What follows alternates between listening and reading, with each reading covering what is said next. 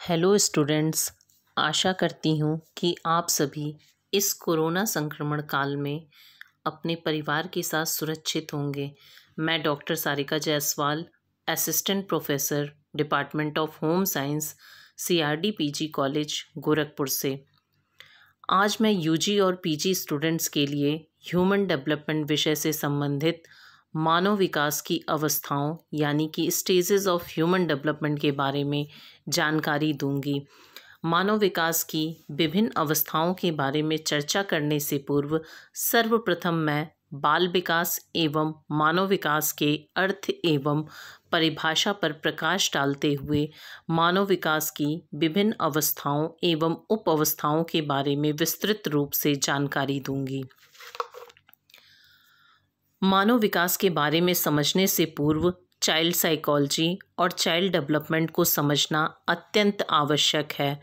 जैसा कि आप स्लाइड में देख रहे हैं कि चाइल्ड साइकोलॉजी 2 शब्दों से मिलकर बना है, चाइल्ड प्लस साइकोलॉजी, यानी कि बाल प्लस मनोविज्ञान। इसमें बाल का अर्थ होता है बालक और मनोविज्ञान का अर्थ है मन का विज्ञान। अतः बाल मनोविज्ञान से तात्पर्य है बालकों के मन का विज्ञान। बाल मनोविज्ञान में बालकों के विकास तथा उनके व्यवहारों, अभिवृत्तियों, रुचियों का अध्ययन गर्भावस्था से लेकर किशोरावस्था तक किया जाता है।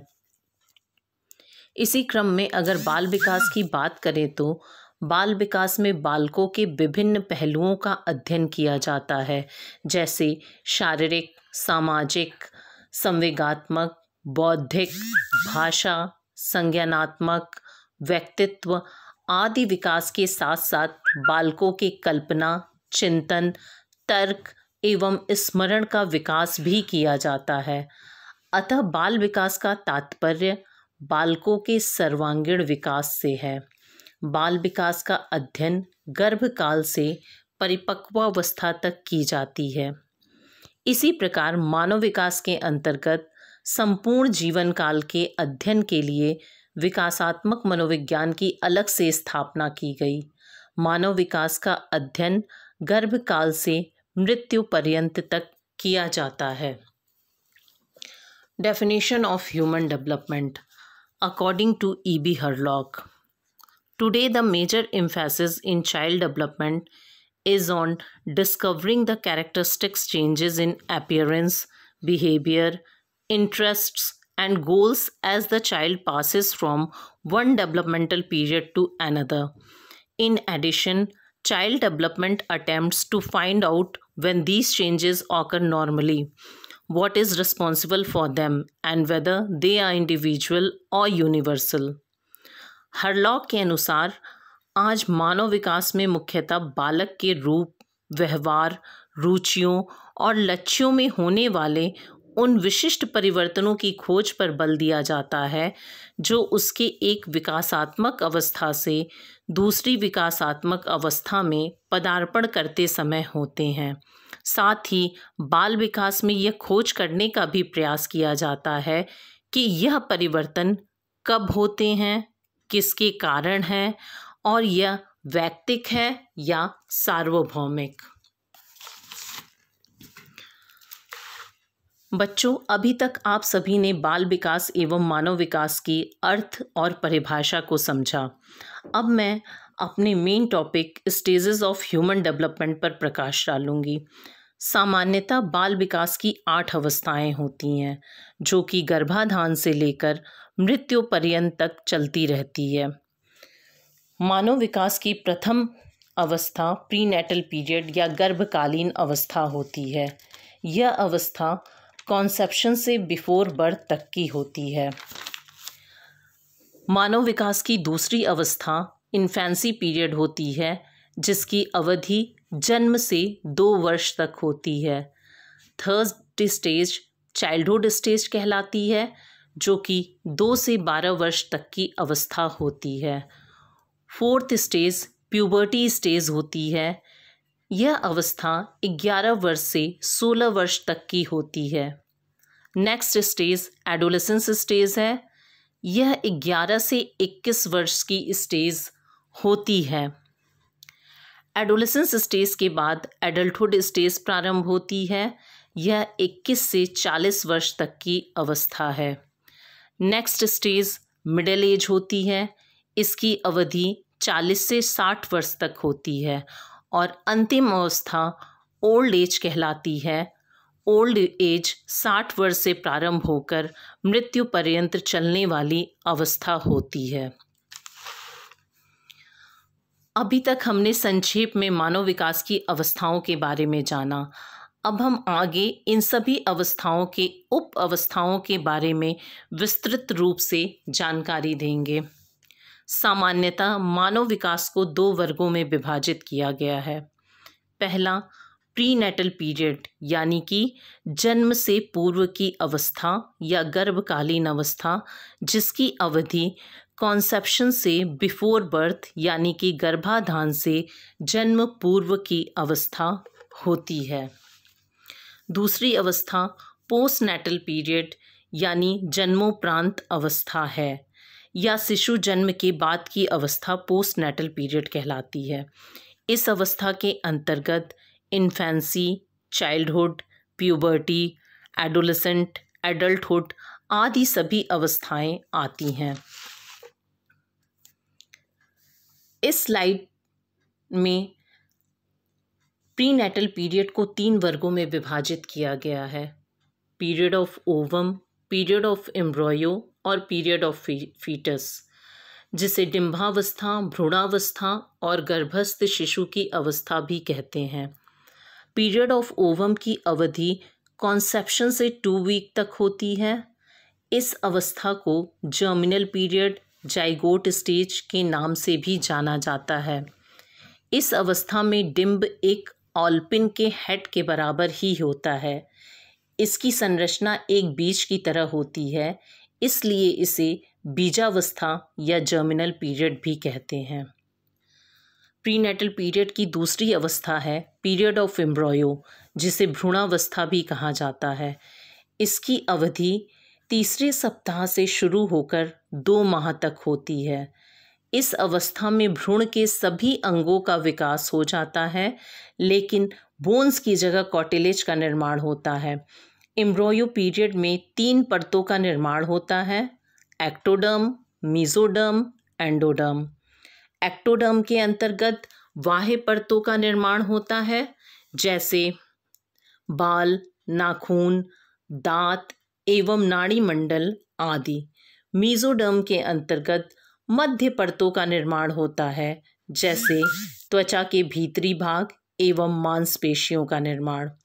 एंडोडर्म के अंतर्गत आंतरिक अंगों का निर्माण होता है, जैसे फेफड़े, यकृत, हृदय, मस्तिष्क आदि। Next period, the period of foetus.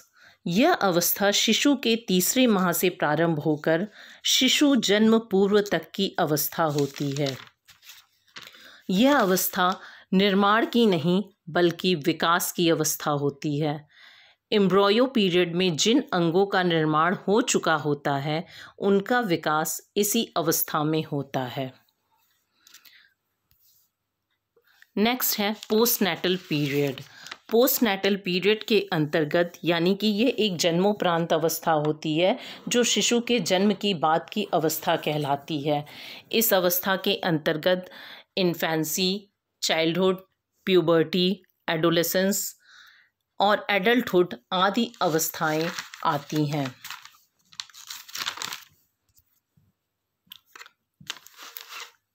Next stage है इन्फेंसी स्टेज, जिसे शैशवावस्था भी कहते हैं। यह जन्म से 2 वर्ष तक की अवस्था होती है। इन्फेंसी स्टेज को 2 भागों में बांटा गया है। अर्ली इन्फेंसी, जो कि जन्म से 2 सप्ताह तक होती है। दूसरी अवस्था है लेट इन्फेंसी या बेबीहुड, जो कि 15वें दिन से शुरू होकर 2 वर्ष तक होती है। अर्ली इन्फेंसी को भी 2 वर्गों में बांटा गया है। पहला द पीरियड ऑफ पार्चुनेट, जो कि शिशु जन्म से 15 से 30 मिनट की अवस्था होती है। पार्चुनेट अवस्था तब तक की अवस्था होती है जब तक शिशु के यूम्बिलिकल कॉर्ड को कट करके अलग ना कर दिया जाए। यूम्बिलिकल कॉर्ड जैसे ही कट करके अलग किया जाता है, उसके पश्चात तुरंत ही नियोनेट स्टेज प्रारंभ हो जाती है, जो कि 14 दिन या 2 सप्ताह तक चलती है। नियोनेट अवस्था के बाद लेट इन्फेंसी या बेबीहुड, जिसे बचपनावस्था भी कहते हैं, तुरंत प्रारंभ हो जाती है। इस अवस्था में शिशु सामान्यतः दूसरों पर आश्रित होता है। यह अवस्था सामान्यतः 15वें दिन से शुरू होकर 2 वर्ष तक की ये अवस्था होती है। नेक्स्ट स्टेज है चाइल्डहुड स्टेज, जिसे कि बाल्यावस्था भी कहते हैं। इसे भी 2 भागों में बांटा गया है। अर्ली चाइल्डहुड, जिसकी अवधि 2 से 6 वर्ष की होती है, और दूसरी लेट चाइल्डहुड, जिसकी अवधि 6 से 12 वर्ष की होती है। अर्ली चाइल्डहुड में बच्चे सामान्यतः चलना, बोलना, बातें करना, मल मूत्र पर नियंत्रण करना, लड़के एवं लड़कियों में अंतर करना आदि सीख लेते हैं। लेट चाइल्डहुड के अंतर्गत बच्चों में सामान्यतः मूलभूत विकासात्मक कौशल का निर्माण होता है, जैसे बच्चे लिखना, पढ़ना, कैलकुलेट करना आदि सीख लेते हैं। इसके अतिरिक्त बालकों में खेल के शारीरिक कौशलों का भी विकास होता है। अगली अवस्था है प्यूबर्टी अवस्था, जिसे कि वह संधि अवस्था के नाम से भी जाना जाता है। प्यूबर्टी स्टेज में यौन अंगों में परिपक्वता आ जाती है। यह 11 से 16 वर्ष तक की अवस्था होती है। लड़कियों में यह अवस्था 11 से 14 वर्ष के मध्य होती है। इस अवस्था में लड़कियों में फिजिकल स्ट्रक्चर में परिवर्तन देखने को मिलता है, जैसे मेंस्ट्रुएशन साइकिल का स्टार्ट होना, ब्रेस्ट का डेवलपमेंट होना आदि। इसी प्रकार लड़कों में प्यूबर्टी 12 से 16 वर्ष के मध्य कभी भी प्रारंभ हो सकती है। लड़कों के भी शारीरिक संरचना में परिवर्तन आता है, जैसे आवाज़ का भारीपन, दाढ़ी मूंछ का आना, नॉक्टर्नल एमिशन की शुरुआत आदि। नेक्स्ट स्टेज आती है हमारी टीनेज स्टेज, जो कि एडोलेसेंस स्टेज का ही एक प्रकार का पार्ट होता है। टीनेज जो होती है वो किशोरावस्था के अंतर्गत ही प्रारंभ होती है। इसकी अवधि 13 से 19 वर्ष तक की होती है। काउंटिंग करने में जहाँ से टीन शुरू होता है और जहाँ ख़त्म होता है, वहीं तक की अवस्था जो होती है वो टीन एज कहलाती है, जैसे 13, 14, 15, 16, 17, 18, 19, यानी कि 13 से 19 वर्ष तक की अवस्था टीन एज कहलाती है। नेक्स्ट स्टेज है एडोलेसेंस स्टेज, जिसकी अवधि 11 से 21 वर्ष तक होती है। इसे 3 वर्गों में वर्गीकृत किया गया है। प्री एडोलेसेंस, जो कि 11 से 14 वर्ष तक होती है। अर्ली एडोलेसेंस, जो कि 14 से 17 वर्ष तक की होती है। और लेट एडोलेसेंस की अवधि 17 से 21 वर्ष तक होती है। प्री एडोलेसेंस में सामान्यतः शारीरिक परिवर्तन होते हैं। अर्ली एडोलेसेंस के अंतर्गत फिजिकल डेवलपमेंट के साथ साथ सोशल डेवलपमेंट भी तेज़ी से होने लगते हैं। और लेट एडोलेसेंस में किशोर एवं किशोरी परिपक्वावस्था को प्राप्त कर लेते हैं। इस अवस्था को स्वर्णिम अवस्था, क्रांतिक अवस्था, तनाव एवं तूफान की अवस्था आदि के नाम से भी जाना जाता है। नेक्स्ट स्टेज है एडल्टहुड स्टेज। इसे प्रौढ़ावस्था भी कहते हैं। एडल्टहुड स्टेज को भी 3 वर्गों में बांटा गया है। पहली अवस्था है अर्ली एडल्टहुड, जिसकी अवधि 21 से 40 वर्ष तक होती है। इस अवस्था को एडल्टहुड, अर्ली एडल्टहुड और यंग एडल्टहुड के नाम से भी जाना जाता है। यह अवस्था हमारे जीवन काल की अत्यंत ही महत्वपूर्ण अवस्था होती है, क्योंकि इसी अवस्था में व्यक्ति अपनी शिक्षा पूरी करता है, कैरियर का चुनाव करता है, जीवन साथी का चयन करता है एवं संतानोत्पत्ति के साथ अपने पारिवारिक जीवन का निर्वहन करता है। अगली अवस्था है मिडिल एडल्टहुड या मिडिल एज, जो कि 40 से 60 वर्ष तक की अवस्था होती है। इसे मध्य प्रौढ़ावस्था या मध्यावस्था भी कहते हैं। इस अवस्था में सभी प्रौढ़ अपने सामाजिक एवं नागरिक कर्तव्यों का निर्वहन करते हैं एवं अपने सभी दायित्वों को पूरा करने का प्रयत्न करते हैं। लास्ट स्टेज है जिसे कि लेट एडल्टहुड या ओल्ड एज भी कहते हैं। इसे उत्तर प्रौढ़ावस्था एवं वृद्धावस्था भी कहा जाता है। इसकी अवधि 60 वर्ष से टिल डेथ तक की होती है, यानी कि यह 60 वर्ष से प्रारंभ होकर मृत्यु पर्यंत चलने वाली यह अवस्था वृद्धावस्था कहलाती है। वृद्धावस्था में सामान्यतः शारीरिक, मानसिक, सामाजिक, संवेगात्मक आदि विकास में परिवर्तन देखने को मिलता है। यह अवस्था रिटायरमेंट स्टेज की अवस्था होती है।